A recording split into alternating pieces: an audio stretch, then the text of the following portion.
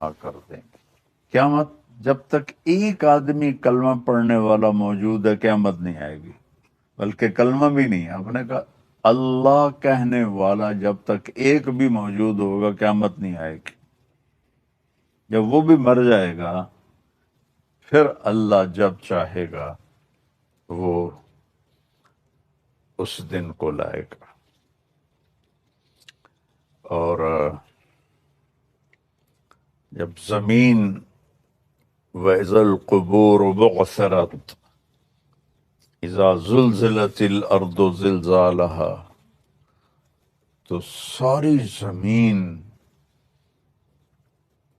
توڑ پھوڑ ہوگی، لیکن جہاں جہاں مسجدیں ہیں وہ زمین ایسے اوپر اٹھ جائے گی۔ اب کینیڈا کتنی دور ہے، اور کینیڈا کا جو نارتھ ہے وہ کتنی دور ہے، وہاں وہ کالے ہمارا مسجد بنی ہوئی ہے، ایسے وہ زمینیں اکھڑیں گی، ایسے ایسے ایسے ایسے، اور وہ فلائنگ شروع کریں گی، اور وہ اڑتی اڑتی اڑتی اڑتی اڑتی اڑتی مکہ پہنچیں گی۔ تو جب یہ سارے دنیا کی زمینیں مسجدیں کی زمین مکہ پہنچے گی تو پھر بیت اللہ کی جو مسجد ہے جتنی بھی بڑی ہو جائے، اس سے بھی شاید بڑی ہو جائے، وہ ساری ایسے اکھڑ جائے گی، اور وہ ساری مسجدیں اس کے ساتھ ایسے گیٹ ٹوگیدر ہو جائیں گی، پھر وہ وہاں سے فلائنگ کریں گی اور مسجد نبوی پہنچیں گی۔ یہاں تو کچھ بھی نہیں ہوگا، اور بیت اللہ کا بھی کہ وہ جگہ ہوگی، بیت اللہ تو کوئی نہیں ہوگا، اس وہ جگہ جب یہاں وہ مسجدیں پہنچیں گی تو بیت اللہ کی جو جگہ ہے وہ کہے گی السلام علیک یا رسول اللہ۔ ارے وہاں تو کسی چیز کا نشان نہیں ہوگا، اللہ تعالیٰ اپنے نبی کی قبر بھی مٹا دے گا لیکن نشان تو ہوگا، کہے گا السلام علیک یا رسول اللہ۔ پھر مسجد نبوی بھی اکھڑ جائے گی، اور پھر یہ ٹریول کریں گے مسجد اقصی کی طرف۔ آسمان کا جو دروازہ ہے وہ مسجد اقصی کے اوپر ہے، دیکھو نا، اپنے نبی کو مکہ سے نہیں اوپر لے گئے اللہ تعالیٰ، مسجد اقصی لے گئے، وہاں سے پھر اوپر لے گئے۔ تو پھر یہ ساری مسجدیں، بیت اللہ، مسجد نبوی، باقی مسجدیں مسجد اقصی پہنچیں گی جو اس وقت فلسطین میں ہے، پھر وہ اکھڑے گی، پھر ان سب کو اٹھا کر اللہ جنت میں ڈال دے گا، اور باقی سمندروں میں آگ لگ جائے گی۔ پھر کتنے سمندر ہیں، ان میں جب آگ لگے گی تو وہ کیا منظر ہوگا۔ جو پیسیفک اوشن ہے وہ 14,000 کلومیٹر لمبا ہے، اور فلپائن کے پاس 11 گہرا ہے۔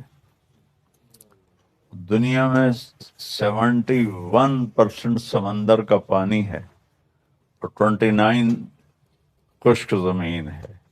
جب اس میں آگ لگے گی تو اس کے شعلے کہاں تک جائیں گے،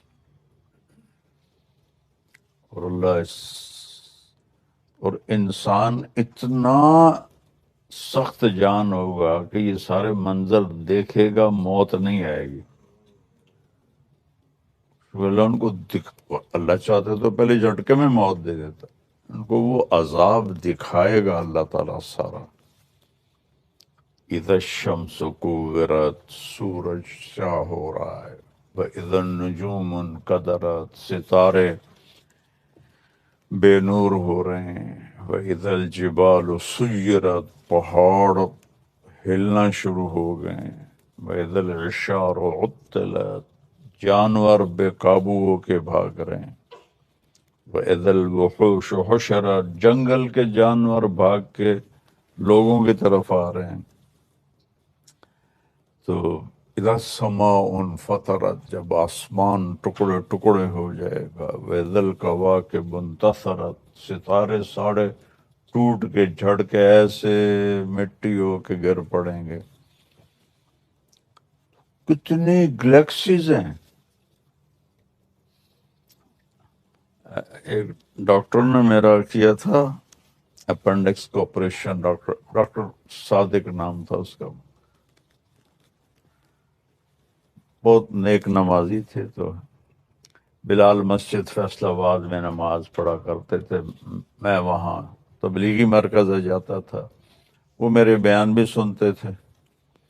ایک دن راستے میں مل گئے، مولوی صاحب ایڈی وڈی جنت کتھے تسی لئی پھر دیو، ایڈا لمبا تے ایڈا چوڑا تے ایڈیاں ہوراں، یہ کتھے؟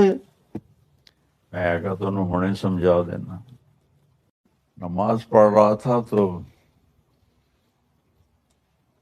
سامنے یہ سارا منظر تھا، اب 2 دن سے تو مجھے ابھی اچانک یاد آیا کہ میں آپ کو بتاؤں کہ اس جگہ کے ساتھ کیا ہونے والا ہے۔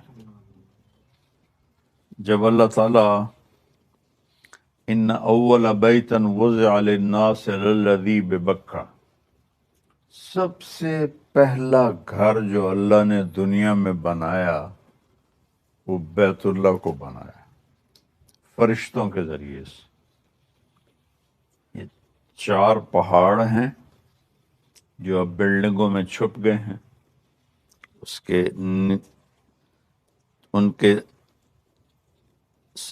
اندر ایک گہری جگہ ہے، وہاں ایک ٹیلا سا ہے جو اس کی اصل پوزیشن ہے، وہاں اللہ نے فرشتوں سے یہ بنوایا۔ پھر طوفان نوح میں یہ تباہ ہو گیا سارا، تو پھر اللہ نے ابراہیم علیہ السلام کے ذریعے سے بنوایا۔ جب اللہ تعالیٰ نے دنیا کو آباد کرنے کا ارادہ کیا تو سب سے پہلے بیت اللہ کو بنایا، اور پہلے مکہ کی زمین بچھائی، پھر مدینہ کی، پھر بیت المقدس کی۔ ان میں تھوڑے تھوڑے سالوں کا فرق ہے،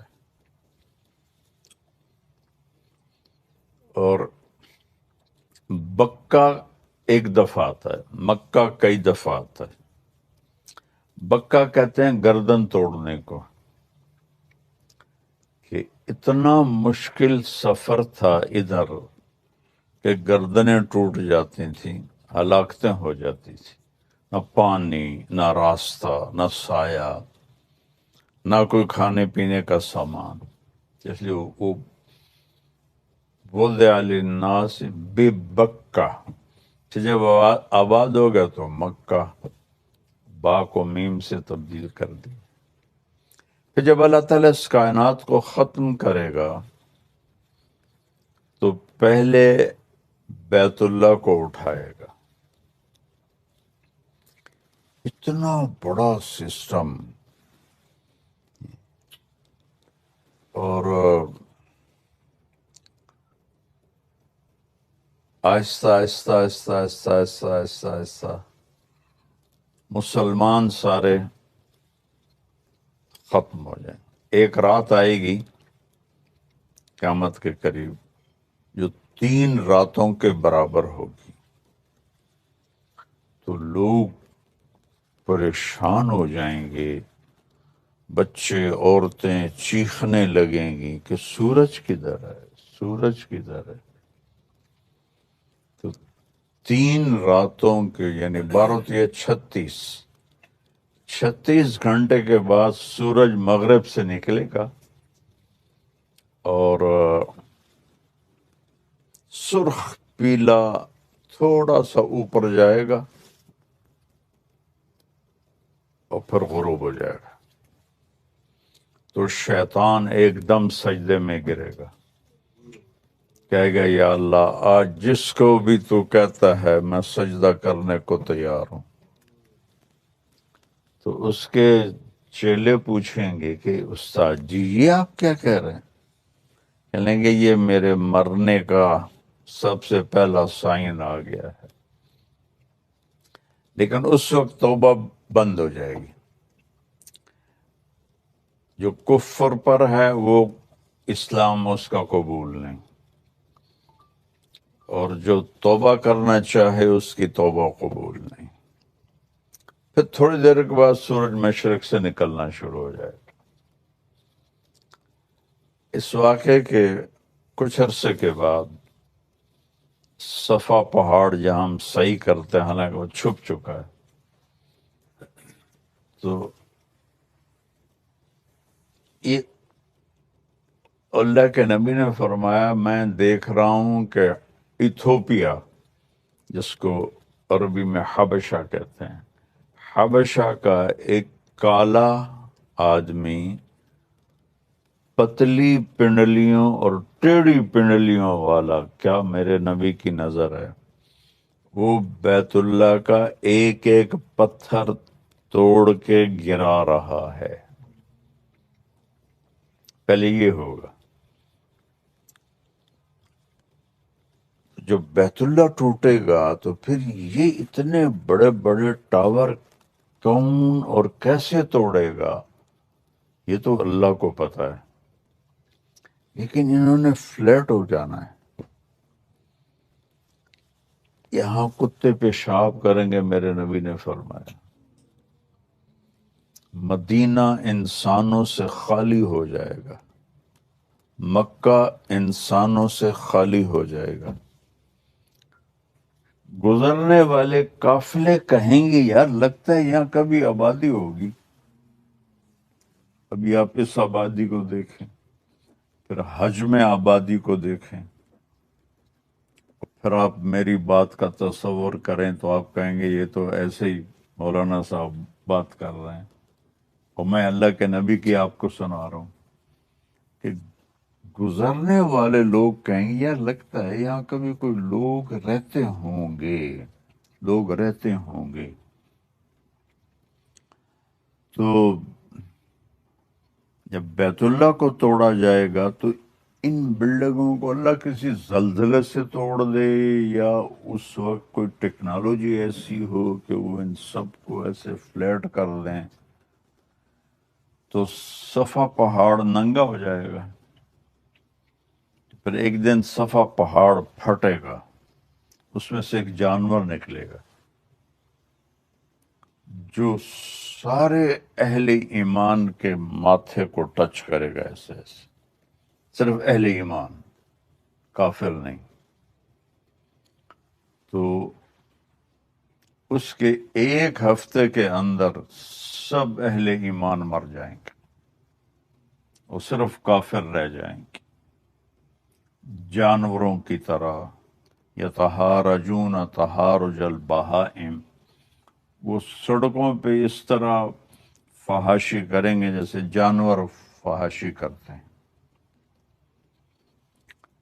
تو پھر اللہ اس سارے نظام کو زیرو کر دے گا۔ آپ کو حیرت نہیں ہو رہی ہے؟ اتنا بڑا سسٹم یار کا ایک پتھر نہیں۔ کون سی طاقتیں آئیں گی جو سب کو فنا اور بیت اللہ کا نام و نشان مٹا دے گا، اور کالے پتھر ہوں گے جو مکہ کے کالے پہاڑ ہوں گے، زمزم کا کنواں بھی گیا اور سب کچھ گیا۔ تو یہ سفر ہے وہ فنا کی طرف جائے۔ بِأَيْدٍ وَإِنَّا لَمُوسِعُونَ، آسمان کو ہم نے بنایا ہے اور ہم اس کو پھیلا رہے ہیں، موسون اس میں فائل ہے، پھیلا دیا ہے نہیں، پھیلائے جا رہے ہیں، پھیلائے جا رہے ہیں، پھیلائے جا رہے ہیں۔ تو ایک ایتھیسٹ کا طبقہ ہے جو یہ کہتا ہے یہ شروع سے ہے، ہمیشہ رہے گی، اور باقی جو سائنسدان ہیں وہ کہتے ہیں نہیں، یہ ایک دن ختم ہو جائے گی، چونکہ یہ پھیلتی جا رہی، پھیلتی جا رہی، پھیلتی جا رہی، ایک دن اس کا پٹاخہ نکل جائے گا۔ اس کے بعد کیا ہوگا یہ سائنس نہیں بتاتی، وہ پھر ہمیں اللہ کا رسول بتاتا ہے، اللہ کا محبوب بتاتا ہے کہ ہم نے اس کو ختم کر دینا ہے۔ تو جب موت ہمارے پیچھے ہے تو ہم آزاد نہیں ہیں، اللہ نے ہمیں پابند کیا ہے، لیکن اوپر سوٹی لے کے نہیں کھڑا ہوا کہ غلط کرو گے تو ٹھا، نہیں کہا با میں دیکھ رہا ہوں۔ وَلَقَدْ نَعْلَمُ مَا يُوَسْوِسُ بِهِ صَدْرُهُ، جو تم دل میں سوچتے ہو نا ہم وہ بھی جانتے ہیں، اور 7 ارب انسان ہیں، ہر انسان 7 ارب سوچیں لے کے بیٹھا ہوا ہے، اور کیا میرا اللہ جو کہتا میں تم تو بولے بھی نہیں ہو کہ میں جانتا ہوں۔ کہ اللہ کیسے؟ کہ نحن اقرب الیہ من حبل الورید، تمہاری شارک سے زیادہ ہم قریب ہیں۔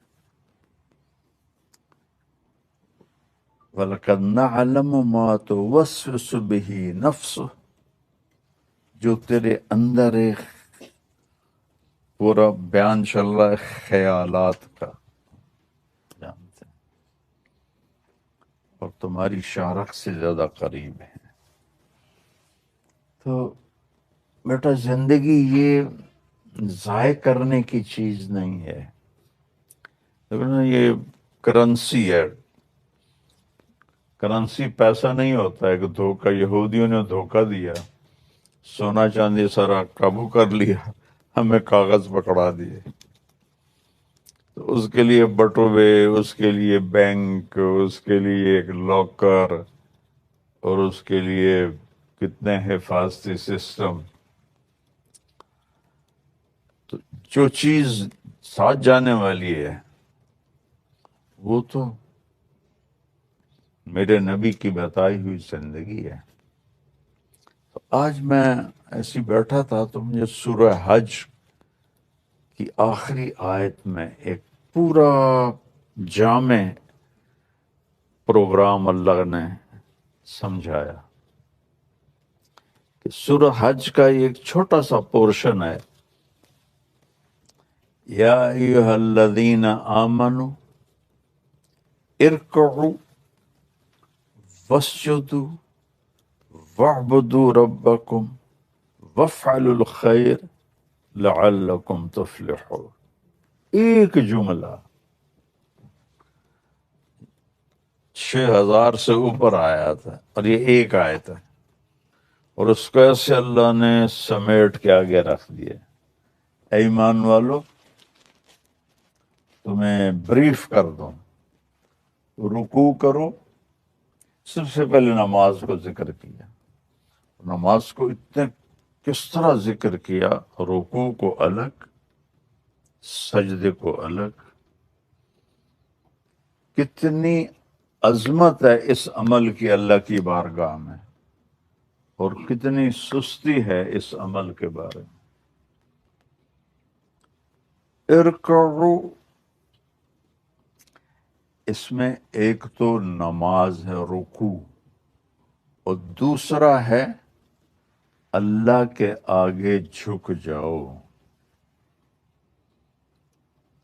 جیسے جابین ہوتا ہے تو باس کے آگے جھکتا ہے، پھر جاب باقی رہتی ہے نا، ورنہ تو ایڈوانس کنٹری میں بھی ہو تو کہیں گے جاؤ فارغ، ارکعو. اچھا اور پھر سٹیپ وائز ہے. سبحان اللہ. ایک دم اوپر نہیں، نیچے سے شروع کے ارکعو. ظاہری شکل بھی ہے وہ اتنا ہو جاؤ. ٹھیک ہے، اس پہ آگے آ گیا وسجدو، اب پورے میرے سامنے جھک جاؤ. اس سے اگلا سٹیپ، اب پورے میرے سامنے جھک جاؤ. نماز سے ایک ہمیں شکل عطا فرمائی، اور پھر رکوع اور سجدے میں دوسرا پیغام ہے کہ آگے اللہ کے جھک جاؤ. یس باس. یس باس والے تو ترقی کرتے ہیں، تو ہم بھی تو سب نوکر ہیں، جابین ہیں. تو اللہ کے سامنے یس باس کرتے جاؤ، کرتے جاؤ، کرتے جاؤ. پھر تیسرا سٹیپ اللہ نے بیان کیا. سبحان اللہ. اچھا بھی ابھی آپ پریپ میں ہیں، آپ کے جی میں ہیں، ورکعو وسجدو. اب آپ بڑی کلاسز میں چلے گئے ہیں، وَاعْبُدُوا رَبَّكُمْ. اب نماز سے پہلے ذکر ہو گئی ہے، اور نماز سب سے بڑی عبادت ہے. تو پھر وَاعْبُدُوا رَبَّكُمْ کا کیا مطلب ہے کہ جتنی کام میں نے تمہیں کرنے کو کہے ہیں وہ سب بندگی ہیں، اور جتنوں سے روکا ہے وہ سب عبادت ہیں. لہذا اب اس کے اوپر اپنے آپ کو سٹینڈ لو. وَاعْبُدُوا رَبَّكُمْ، کہ اپنے رب کی مرضی، یہ اس کی چاہت ہے، کرنا ہے، یہ اس کو ناپسند ہے، چھوڑنا ہے. جیسے وہ انہوں نے کہا تھا، جی حضور میں بینگن کا غلام نہیں ہوں، میں تو آپ کا نوکر ہوں. تو وَاعْبُدُوا رَبَّكُمْ، یعنی مجھے اتنا مزہ آ رہا ہے کہ اللہ نے کیسی پہلی جماعت، دوسری جماعت، تیسری جماعت میں ایسے انگلی پکڑ کے اللہ ہمیں چلا کے لا رہا ہے. تیسرے نمبر پر آ کر کہا کہ جو کچھ میں کہتا ہوں اس سارے کا سارا کرو، اور جس سے روکتا ہوں اس کو چھوڑو. یہ مطلب ہے وَاعْبُدُوا رَبَّكُمْ. ورنہ تو سب سے بڑی عبادت تو نماز ہے. نماز سے اوپر رہے ہیں. نماز تو 5 وقت کا کام ہے.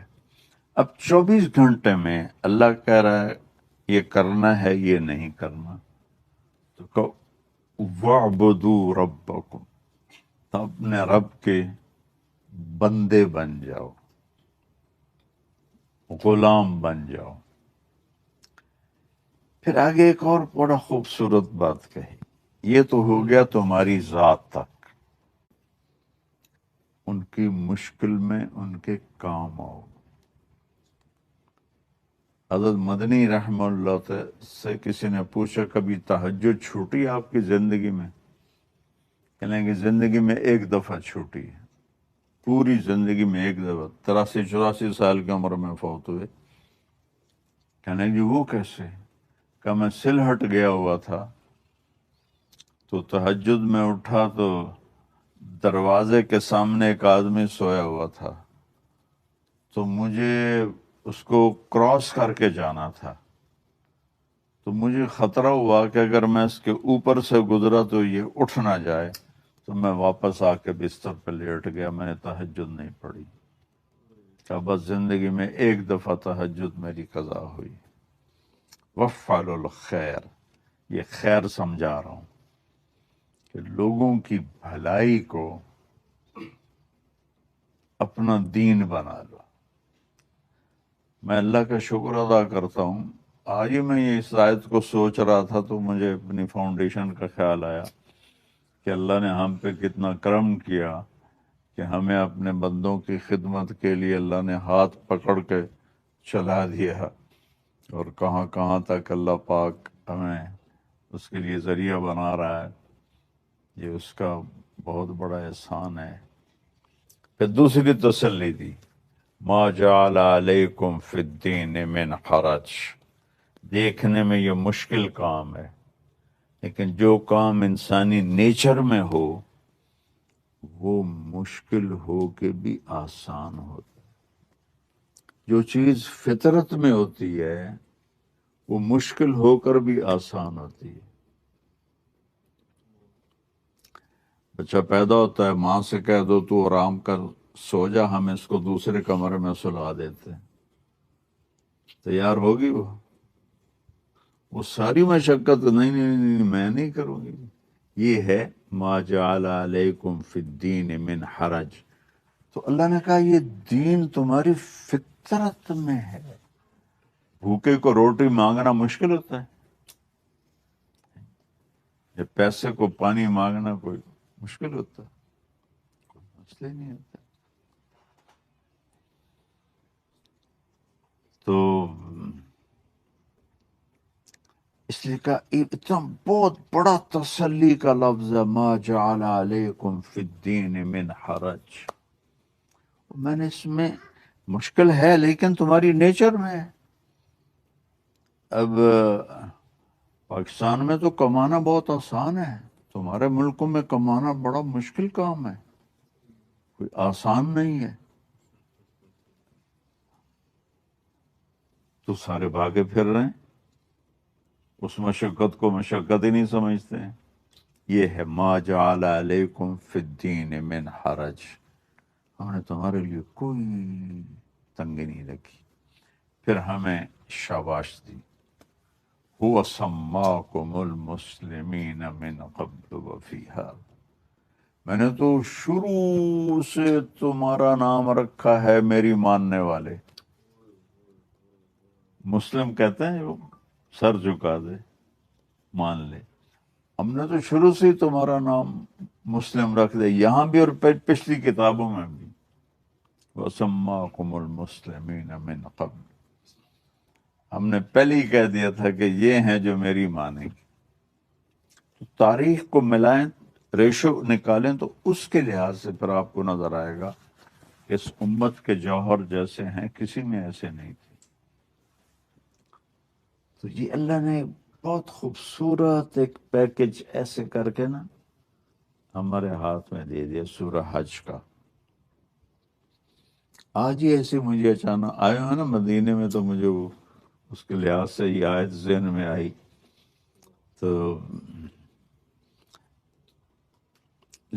لیکون الرسول علیکم شہیدا، جو میں کہہ رہا ہوں میں نے تمہیں چنا ہے، جو میں کہہ رہا ہوں تم میری ماننے والے ہو، میرا نبی اس پہ گواہ ہے۔ اللہ کا نبی کی گواہی ڈال دو، اور گواہ بھگت جائے تو مقدمہ فیصلہ ہو جاتا ہے۔ وَتَكُونُوا شُهَدَاءَ عَلَى النَّاسِ، اور تم لوگوں کو جا کے گواہی دو کہ اللہ ایک ہے اور اس کی مان کے چلو۔ اور سبحان اللہ، پھر بات کہاں ختم کی؟ فَأَقِيمُوا الصَّلَاةَ وَآتُوا الزَّكَاةَ وَاعْتَصِمُوا بِاللَّهِ هُوَ مَوْلَاكُمْ نِعْمَ الْمَوْلَى وَنِعْمَ النَّصِيرُ۔ نماز سے شروع کی، نماز پہ آ کے اس کو آخری پیکنگ دی، اور وہاں زکوٰۃ کا ذکر نہیں، یہاں زکوٰۃ کا ذکر ہے کہ نماز اللہ سے جڑنے کا ذریعہ ہے اور زکوٰۃ لوگوں سے جڑنے کا ذریعہ ہے۔ تو اس وقت تک انسان کی زندگی مکمل ہو نہیں سکتی جب تک وہ اللہ اور اللہ کے بندوں سے پوری طرح جڑا ہوا نہ ہو۔ تو لہٰذا یہاں زکوٰۃ کو ذکر کیا، وَاعْتَصِمُوا بِاللَّهِ۔ اس میں آئیں گے، یہ موٹر وے نہیں ہے، یہ زگ زیگ روڈ ہے، لہذا اللہ کو پکڑے رکھنا، وَاعْتَصِمُوا بِاللَّهِ۔ یا اللہ پھر کہو مولاکم، میں تمہارا والی ہوں۔ مولا جو ہر کام کا ذمہ لے لے اسے مولا کہتے ہیں۔ پھر کہا میرے جیسا کوئی ہے؟ نعم المولا، میرے جیسا کوئی ہے؟ نعم النصیر، کوئی میرے جیسا مدد کرنے والا ہے کوئی نظر آتا ہے؟ نعم المولا و نعم النصیر. تو چاروں طرف بیٹا اس کی رحمت کے نمونے بکھرے پڑے ہیں. نماز کو خوبصورت کر کے پڑھنے کی کوشش کرو. یہ جو آپ بھاگے بھاگے پڑھتے ہو نا نمازیں، میرا دل خراب ہوتا ہے. میں اس سفر کے ساتھ چلتے ہوئے 50-60 نفل پڑھ رہا ہوں، جہاز میں بھی نہیں چھوڑے. کوئی اللہ کے ساتھ دوستی لگانے کا ذریعہ نماز سجدے سے. وَاسْجُدْ وَاقْتَرِب، یہ عجب آیت. اللہ نے کہا میری دوستی چاہتے ہو نا، سجدہ کرو، سجدہ کرو اور میرے قریب ہو جاؤ. نماز کو شوق سے پڑھا کر اور دل لگا کے پڑھا کر. نماز کا مزہ مل گیا تو پھر دیکھو نا، حضرت علی کو جو لگا تیر تو نکالنے لگے تو نکلے ہی نہ، تکلیف و شدید، انہوں نے چھوڑ دیا. جب انہوں نے نماز کے نفلوں میں کھڑے ہوئے تو انہوں نے نکالا، وہ ایسے بھی نہیں ہوئے. کہنے لگے تیر نکال لیا؟ کہا ہاں. کہا مجھے تو پتہ ہی نہیں. عروہ بن زبیر کو گینگرین ہو گئی. گینگرین سمجھتے ہو؟ بلڈ سپلائی بند ہو جاتی ہے اور ڈیڈ ہو جاتی ہے. انہوں نے کہا یہ ٹانگنی، یہ کاٹنی پڑے گی، آپ تھوڑا شراب پی لیں تاکہ نشہ ہو جائے. کہنے کہ شراب اور ایمان ایک پیٹ میں کٹھے نہیں ہوتے، میں نماز پڑھتا ہوں تم کاٹ لینا. تو انہوں نے بیٹھ کے ٹانگ ایسے کر دی اور اللہ اکبر، انہوں نے یہاں سے کاٹا. کچھ سن کرنے کی کوئی چیز کوئی نہیں. ٹھیک ہے. پھر جب بلڈ نکلتا تھا تو اس کو بند کیسے کرتے تھے؟ اوپر کھالتا ہوا تیل ڈالتے تھے، تو تیل سے وہ ساری جو تھی وینز وہ جل کے بند ہو جاتی تھی. تو اس سارے پروسیس میں ایسے بھی نہیں ہوئے.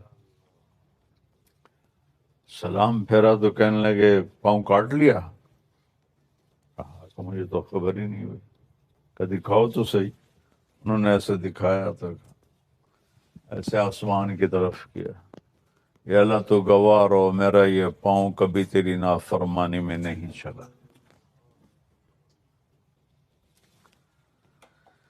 تو بیٹا پتہ نہیں نہ جانے بلا لے پیا کس گھڑی، پتہ نہیں کب اللہ بلا لے. نماز کو خوبصورت بناؤ تو اب باقی چیزیں اپنے آپ